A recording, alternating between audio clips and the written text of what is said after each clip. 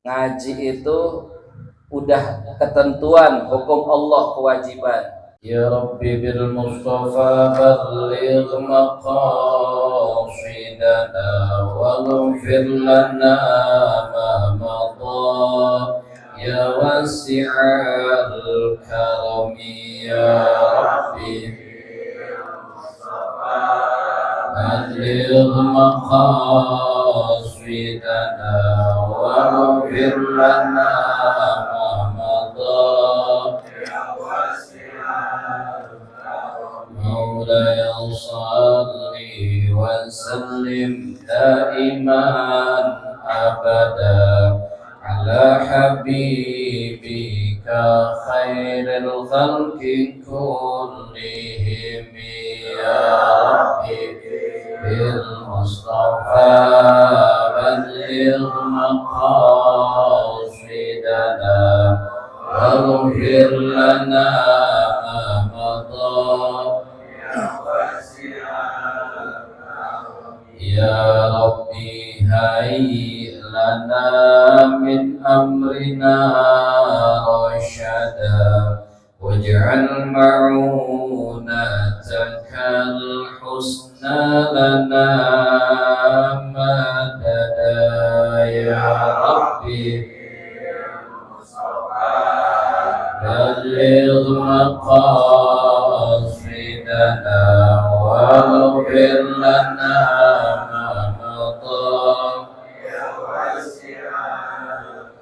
ولا تكلنا إلى تدبير أنفسنا فالنفس تعجز عن إصلاح ما فسد يا ربي بالمصطفى بلغ مقاصدنا واغفر لنا ما مضى أنت العليم وقد وجهت يا أمري إلى رجائك وجها سائلا ويدا يا ربي بالمصطفى بلغ مقاصدنا واغفر لنا ما مضى وللرجاء ثواب أنت تعلمه واجعل ثوابي دوام الستر لي أبدا يا ربي بالمصطفى بلغ مقاصدنا واغفر لنا ما مضى يا الله بها يا الله بها يا الله بحسن الخاتمة يا الله بها يا الله بها يا الله بحسن الخاتمة يا ربي بلغ مقاصدنا واغفر لنا ما مضى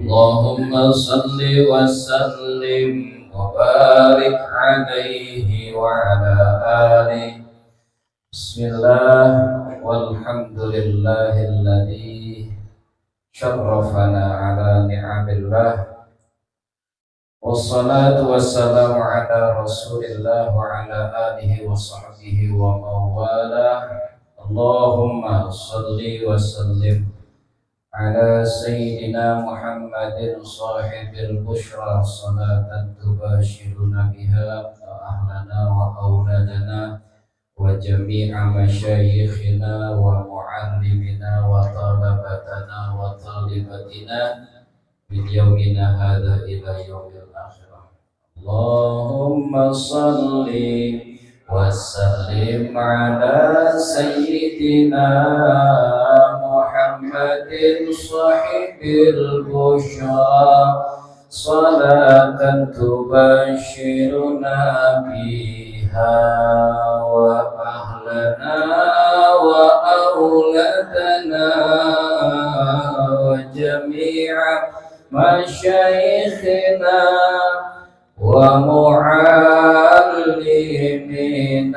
وطلبتنا وطالبتنا من يومنا هذا إلى يوم الآخر. اللهم صل وسلم وبارك عليه. Alhamdulillah, pada malam hari ini, ba'dal maghrib ini, kita masih diberikan hidayah serta taufik dan juga karamah serta ma'unah, anah dan juga perlindungan dari Allah Subhanahu wa taala, walaupun di tengah-tengah waktu ngaso kita setelah kita beraktivitas, namun kita masih bisa menguatkan tekad serta niat untuk bisa hadir duduk bersimpuh di majelis ini. Terkhusus kita semua, terutama sama-sama kita hormati para jamaah dan juga para sesepuh, para orang-orang tua kita, para asatidz, para hujjat, para bapak-bapak haji, para calon haji. Amin ya rabbal. Alhamdulillah kuotanya sih udah 100% lagi. Kalau kemarin kan 50% dipotong, ya sekarang kemarin kabar terbaru udah 100% lagi, kembali kepada seperti awal. Jadi kalau diestimasi daftar hari ini kemungkinan 2077. Iya, ya segitu hitungannya, karena daftar antriannya segitu. Saya lihat kemarin karena kebetulan sepupu lah bahasanya kan yang ngurus KBIH, jadi ya urutannya tahu kalau daftar sekarang 2077. Ya nggak berasa namanya hidup kan tahu-tahu gitu kan. Tahu-tahu aja saya udah masuk di 2023 ngajar tahu-tahu nih. Barusan zuhur tahu-tahu udah asar, nggak berasa. Asar tahu-tahu udah maghrib, udah bisa buka puasa lagi. Maghrib tahu-tahu ntar isya. Hidup itu tahu-tahu. Yang tadinya anak-anak tahu-tahu udah pada punya anak. Ya nggak berasa gitu. Tahu-tahu. Yang penting kan bagaimana persiapan kita kembali pulang menghadap Allah Subhanahu wa taala. Itu yang jadi persoalannya. Ini kan bagian dari bekal kita mempersiapkan kita pulang. Namanya pulang girang mestinya. Anak SD aja waktu hari pertama masuk sekolah kita umumin jam 10, anak-anak hari ini guru-guru mau rapat, jadi anak-anak pulang duluan. Pada naik meja, ada yang pukul-pukul, pulang duluan, pada girang. Yang namanya pulang ya girang. Orang pulang kampung aja girang, saking girangnya motornya disambung pakai bambu belakangnya. Saking girangnya pengen pulang gitu kan. Ya coba kalau jamaah, kalau malam ini dibilang jamaah hari ini pulang cepat, pulang ke rahmatullah maksudnya. Nggak ada yang girang. Padahal kalau yang namanya pulang ya pulang cepat, girang. Anak SD aja pulang cepat jam 10 pada girang naik bangku. Ya. Yang namanya hidup ya gitu ya, tahu-tahu. Tetapi bagaimana yang menjadi ikrar kita pada setiap pagi sore? Kalau di sini ada yang ngamalin Wirdul Latif, punya Al Habib Abdullah bin Alawi Haddad juga yang kita kaji kitabnya pada malam hari ini, kan beliau punya wiridan Wirdul Latif. Bacanya habis subuh sama habis asar. Itu kan diantara ikrarnya raditu billahi rabba wa bil islami dina wa bi muhammadin nabiyya wa rasula. Makanya di Raqib Al-Haddad ada juga, karena satu sumber yang penyusunnya adalah Abdullah bin Al-Haddad yang kitabnya kita baca. Raditu itu berat pelaksanaannya, tapi gampang memang diucapkannya. Kalau Kiai Miftahudin juga sering gambarkan dari kitab At-Ta'rifat itu, yang namanya ridho adalah sururul qalbi, senang. Surur itu kan senang, gembiranya hati walaupun bimururil qada. Murrun itu artinya pahit. Walaupun takdirnya pahit, tapi hati kita tetap senang terimanya. Itu yang berat. Kalau takdirnya enak, kita jalanin hidupnya manis gitu, kita senang, itu gampang memang. Yang berat itu takdirnya buruk tapi hatinya menerima, itu yang berat. Gambaran ilustrasinya kan dulu dalam kitab Hilyatul Aulia kalau nggak salah ada wali kan yang dibegal, yang dibegal di tengah jalan. Jadi begal itu bukan zaman sekarang aja, dari zaman dulu udah ada perampokan.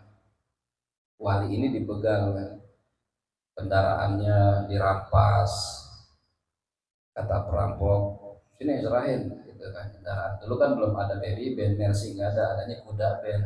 Dirampok kudanya dirampok, senyum aja itu wali. Hartanya semua yang ada di kereta kuda diambil, dirampok, dirampas, senyum. Sampai anak perawannya diculik, dirampas juga masih senyum. Akhirnya kan rampok yang bingung, ini apa-apanya orang gitu kan. Gitu.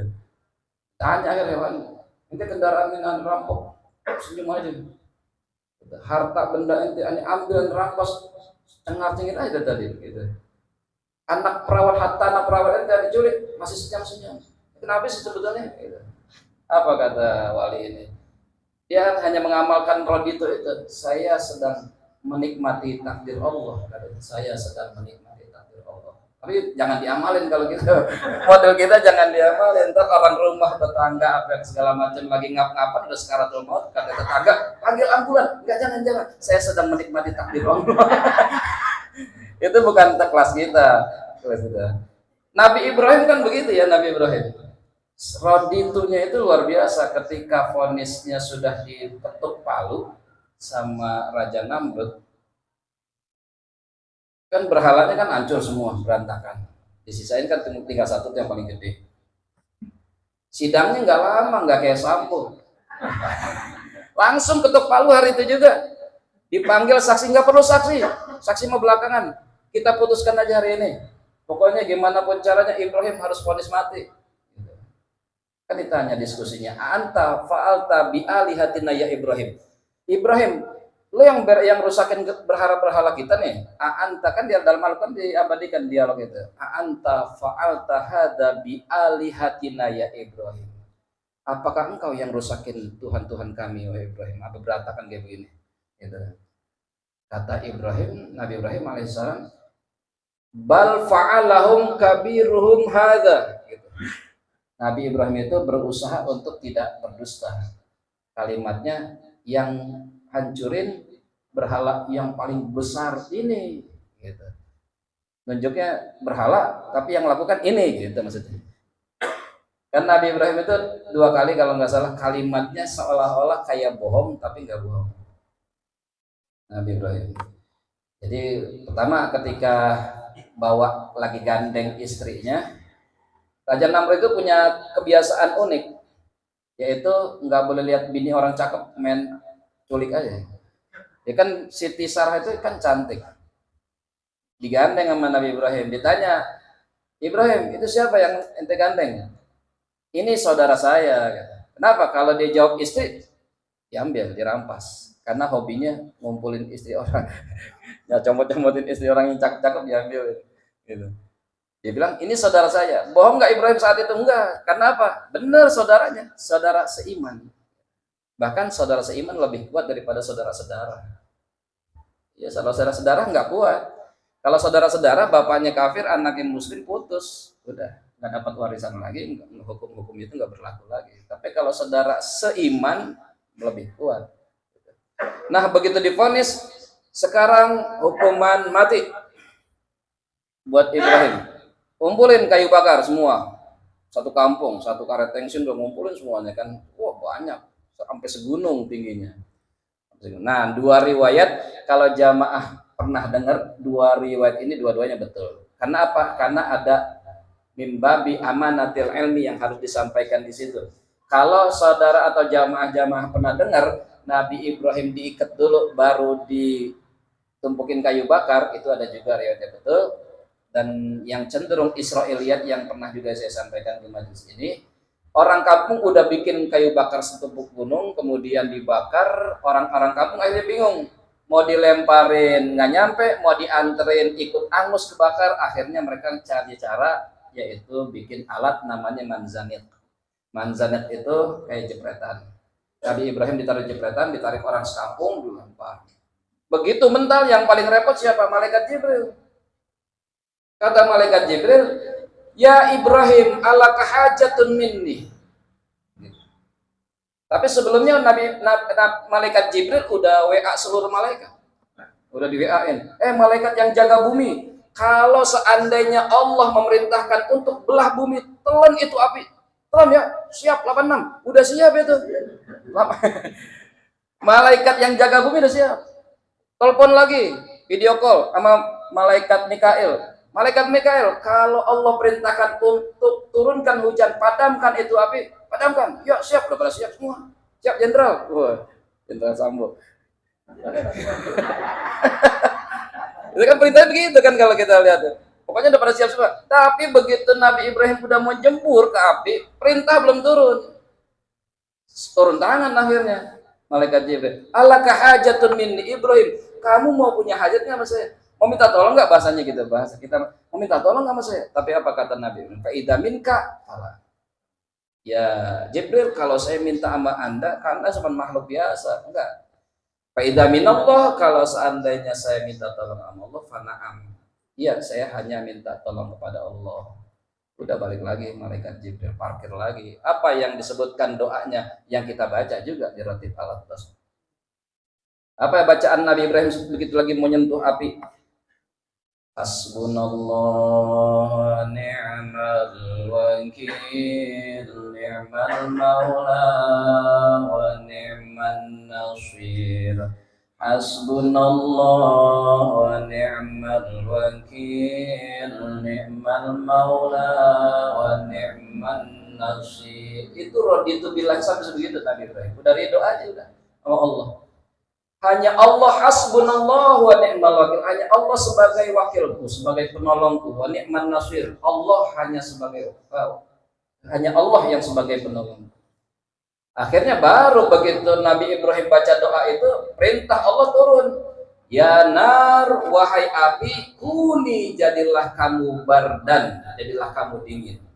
Buka dalam kitab tafsir Mikbas, tafsirnya Ibnu Abbas, itu ayat sempurna. Kenapa? Karena kalau Allah perintahkan kuni bardan, api jadilah kamu dingin, dingin juga bisa bikin orang bahaya. Bisa bikin orang madarat, dingin juga bisa bikin orang celaka. Gak percaya, pulang ngaji tidur aja di freezer, pasti pilek juga, gitu kan, bisa bikin bahaya. Gitu. Makanya Allah lengkapi dengan kalimat kuni bardan wassalam. Jadilah kamu wahai api dingin dan beri selamat atau berilah keselamatan untuk Nabi. Karena sudah raditu pasrahnya kepada Allah. Raditu billahi robba. Jangankan ada yang angus kebakar, seujung rambut pun nggak ada yang kesentuh api. Karena apa? Sudah raditu billah. Fatimah Az-Zahra, kenal nggak Fatimah Az-Zahra? Siapa itu? Anak Rasulullah.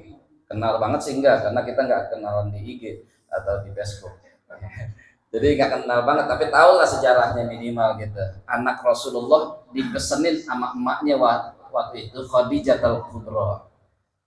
Khadijah al-Kubra seorang saudagar besar yang hartanya buat perjuangan Islam semuanya sampai sepeninggalannya. Begitu mau meninggal dunia, daster yang dipakai tambelannya ada 18. Saking hartanya buat perjuangan Rasulullah. Gak jauh beda sama bini kita 8 lemari. Sama-sama 8. Kalau bini kita 8 lemari, Siti Khadijah mau meninggal dunia 18 tambelan, sama-sama 8 sih gitu. Pengamalannya luar biasa. Raditu billahnya tuh Khadijah. Pesan kepada Fatimah, ini daster udah tambelan semua. Kalau saya mati nih hari ini, kain kafannya nggak ada, tolong bilang sama ayahanda pinjam sorbannya, minta sorbannya. Saya mau meninggal dibungkus kain kafannya pakai sorban ayahanda. Nabi pesan kepada Rasulullah lewat anaknya Fatimah.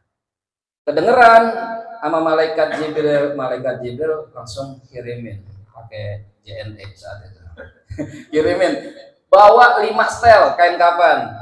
Satu buat Khadijah yang saat itu udah sekarat mau meninggal. Satu lagi nanti buat Rasulullah, satu lagi buat Fatimah, satu lagi buat Ali bin Abi Thalib, satu lagi buat Hasan. Kurang nggak? Kurang, mestinya berapa? Mestinya 6, ya Husain mesti dapat juga dong waktu itu. Makanya Khadijah nanya, ini kok cuma 5 setel nih, harusnya 6 setel dong. Kita sekeluarga ada 6 setel, gitu. Ada 6. Kok cuma 5 yang dikirimin? Kata Jibril saat itu udah dapat kisi-kisi bocoran. Nanti Husain meninggalnya nggak pakai kain kafan karena beliau matinya syahid, palanya dipenggal. Orang mati syahid nggak usah pakai kain kafan, langsung kuburin aja. Gitu. Udah dapat bocoran kalau cucunya mau dipenggal, tapi udah Rodi itu bilang kalau kita mah wah cucu kita berat aduh bisa gitu terus. Karena apa? Pengamalan Rodi itu bilangnya berat sebetulnya. Jadi kembali kepada persoalan muhasabah di awal tahun, mari sama-sama kita tetap bermuhasabah untuk selalu memperbaiki. Mudah-mudahan tahun-tahun ini jauh lebih berkah, lebih baik daripada hari. Amin ya rabbal alamin. Kita lanjut kepada waqala ba'dul ulama itu. Ada kan ya sudah halaman berapa ya? Jadi kitabnya beda sih. Qala Syekhul Muallif rahimahullahu taala wa adama naf'a bihi wa bi barakati ulumihi wa bi fi daraini amin. Qala radhiyallahu anhu. Waqad qala, dan telah berkata atau berpendapat ba'dul ulama, sebagian ulama, inna qaulahu ta'ala, sesungguhnya firman Allah ta'ala, ittaqullaha haqqa tuqatih. Ini yang sering kita dengar di mimbar Jumat, takwalah kepada Allah, ittaqullaha haqqa tuqatih, dengan sebenar-benarnya takwa. Itu ayat mansuh, telah dihapus, mansuh telah terhapus. Di qaulihi, dengan firman Allah, fattaqullaha mastata'tum, bertakwalah kepada Allah semampumu. Ini seolah-olah seperti itu. Kan ayat pertama bilang takwalah dengan sebenar-benarnya takwa. Ayat kedua bilang takwalah dengan semampumu. Ini kayak ada nggak sinkron kayak gitu. Ulama bilang ayat yang pertama sudah terhapus dengan ayat yang kedua, tapi nanti dibantah atau diberikan pendapat lain oleh ulama yang lain. Makanya kan kemarin kita udah bilang ada naskhus sunnah bil Quran, ada baqaur rasmi, di kitab Mabadiul Awaliyah saya ambil. Ada naskhur rasmi wa baqaul hukmi.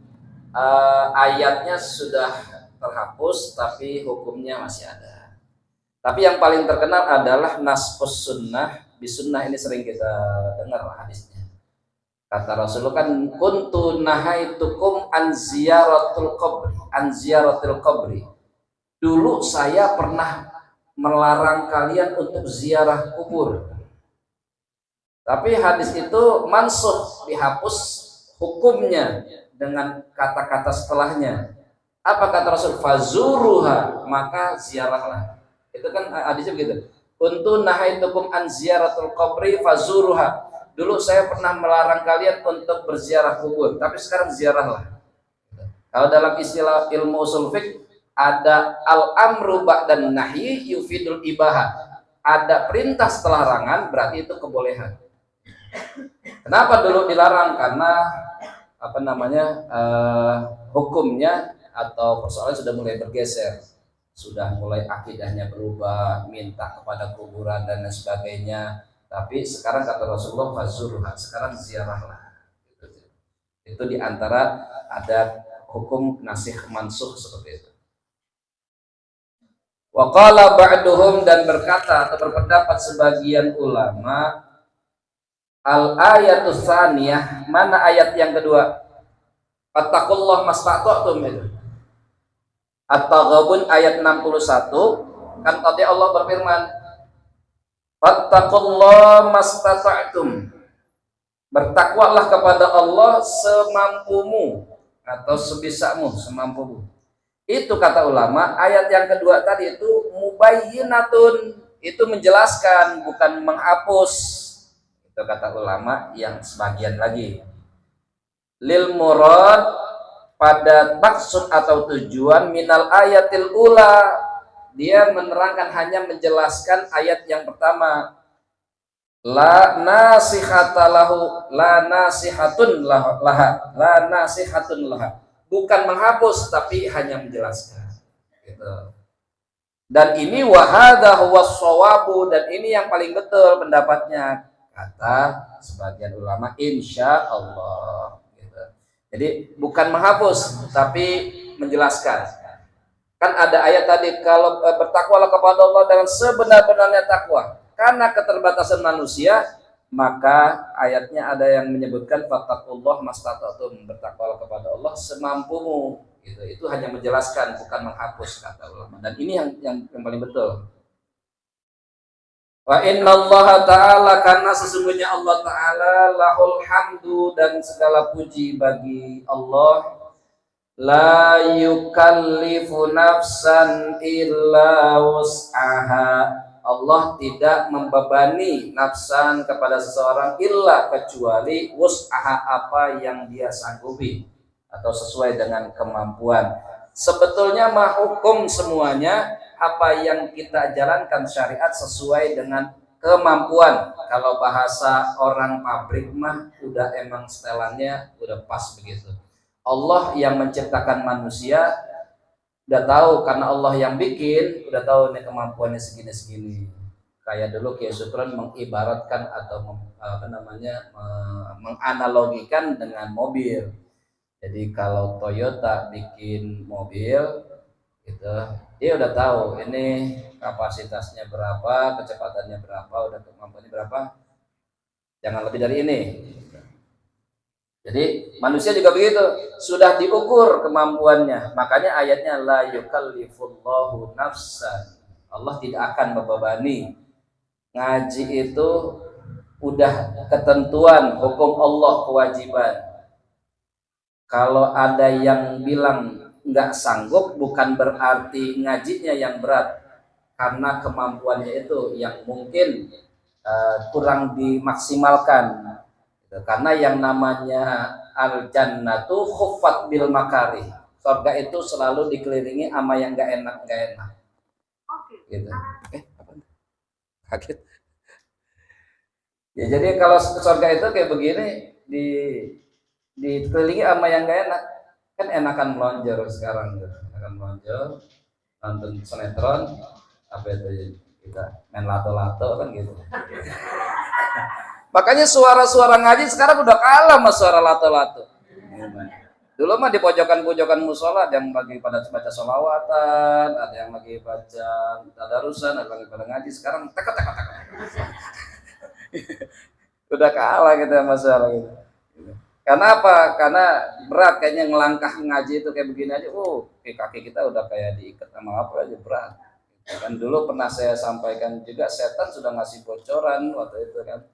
Apa yang dibawa kalau mau godain manusia kan tiga benda yang dibawa. Yang pertama adalah tepung, yang kedua bulu domba, ketiga duri. Ketika ditanya buat apaan itu bulu domba, buat selimutin orang pas lagi udah mau subuh gitu, di musolah lagi teriak as-sholatu khairum minan naum, sampai kuping tersolat untuk naon-naun gitu, diurugin lagi tuh sama bulu domba, adem lagi, enak udah ringkuk lagi gitu. Itu yang namanya tepung buat apaan? Buat ditiupin, buat orang yang lagi ngaji, lagi tadarusan, begitu pas lagi ngaji tiupin ke matanya, wah langsung jadi sepet tuh mata. Beda sama kita lihat handphone dah, coba dah. Lihat handphone sejam 2 jam kuat gitu. Apa itu handphone jatuh sendiri ke muka kalau lagi tidur. Saking lamanya kan. Tapi kalau tanda besar baru ain udah mata udah pada kayak disiramin apa gitu. Cepat mata. Gitu. Itu duri buat apaan, kata orang tanyakan kepada saya, dan itu duri gua auren dia di majelis-majelis, di masjid-masjid, kalau lagi ngaji itu di auren di pantatnya duri. Udah pada kayaknya pada rusak kata. Ini kapan Ustaz selesai ngaji dari tadi ngomong mulu. Udah pada rusak aja. Sebetulnya mah udah sesuai yukallifullahu nafsan, udah sesuai kemampuan, cuman kita ini kadang yang berat menjalani itu, ditahan oleh hawa nafsu gitu.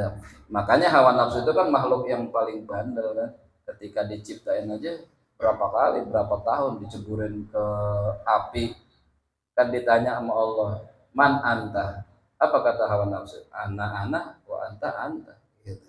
Saya lo gitu kan, lo gue kata nafsu gitu. Tanya sama Allah, padahal sama mana gitu, diceburin lagi ke tempat yang paling dingin, terus bertahun-tahun ratusan tahun gitu, diangkat ditanya lagi, man anta, ana wa anta lo gue kata gitu kan, kata hawa nafsu. Akhirnya apa, dibikin lapar tuh, kalau dikasih makan tahun-tahun baru udah ditanya, bener deh jawabnya. Berarti cara melawan hawa nafsu dengan cara lapar. Makanya puasa itu diantara cara untuk mengendalikan hawa nafsu.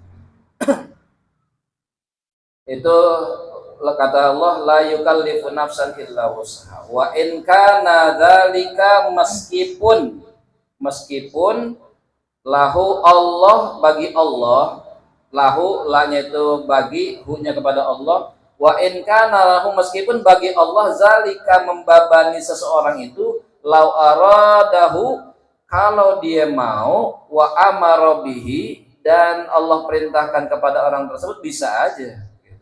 Sebetulnya Allah mau gaya gimana aja memerintahkan manusia, ya bisa aja. Membebani manusia dengan yang pertama kayak awal-awal bikin sholat 50 waktu, bisa aja. Tapi persoalannya kan ya dilihat kapasitasnya. Kalau orang dulu, zaman dulu kan beda-beda sholatnya. Nabi Ibrahim umatnya sholatnya kayak begini, Nabi Musa sholatnya begini.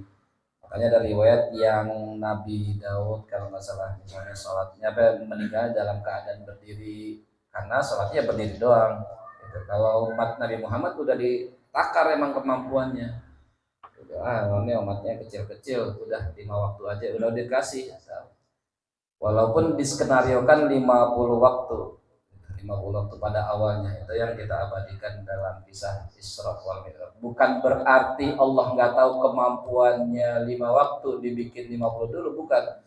Tapi ada pelajaran yang bisa kita ambil di situ. Kenapa Nabi Muhammad atau Rasulullah itu ketika di jalanan dijegat tuh Nabi Musa.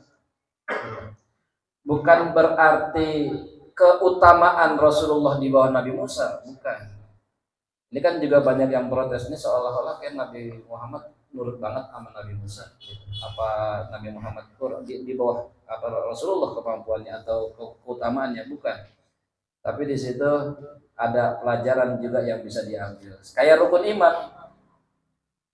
Rukun iman, amantu billah wa malaikatihi wa kutubihi wa rusulihi wabil yaumil akhir wabil qadri khairihi wa syarrihi minallahi ta'ala. Itu kan urutannya kayaknya seolah-olah dalam pikiran kita kok Nabi itu di bawah malaikat gitu. Amantu billah, pertama beriman kepada Allah, rukun iman. Yang kedua, iman kepada malaikat, iman kepada kitab, iman kepada Rasul. Kok baru Rasul? Kenapa Rasul ini di bawah kitab, di bawah malaikat? Bukan karena keutamaannya, tapi dari tartibun nuzulnya. Jadi ada pelajaran juga yang bisa diambil dari situ. Kenapa? Karena kalau kita mau beriman sekuat-kuatnya kepada Allah Subhanahu wa taala, mau ketemu kepada Allah, ya kudu lewat malaikat dulu. Nggak ada yang mati enggak tanpa melewati malaikat Israel. Kalau melihat Allah, memang tidak ada kesanggupan di dunia ini, emang belum goyanya. Walaupun pilar agama Islam itu iman, Islam, ihsan. Pada definisi ihsan, nama musolah yang kita tempati ini adalah apa? Antak budallah, kalau kita ibadah kepada Allah itu anta'budu ka'annaka tarahu, seperti kita melihat Allah. Tapi emang belum wayanya kita melihat Allah. Nabi Musa aja yang kuat, gagah perkasa, begitu melihat ya Allah, arini gitu, tunjukkan wujudmu ya Allah. Gitu. Kata Allah, unzur ila jabalin, lihat aja tuh gunung, astaqarra, begitu pas itu pecah langsung gunung itu. Karena apa? Baru lihat nur, cahaya keagungan Allah. Belum Allah itu baru cahaya kebesaran Allah. Gunung itu pecah. Nabi Musa nya langsung pingsan. Kenapa? Karena belum wayanya, belum waktunya. Kurang kuat apa Nabi Musa? Nabi Musa itu nabi yang paling kuat.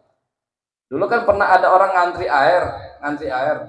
Sumurnya kurugan, longsor, kurugan batu. Itu batu yang nutupin sumur didorong sama 30 orang nggak bergerak. Habis Nabi Musa dicolek dong. Iya, berarti kan Nabi itu kuat, Nabi Musa itu kuat perkasa.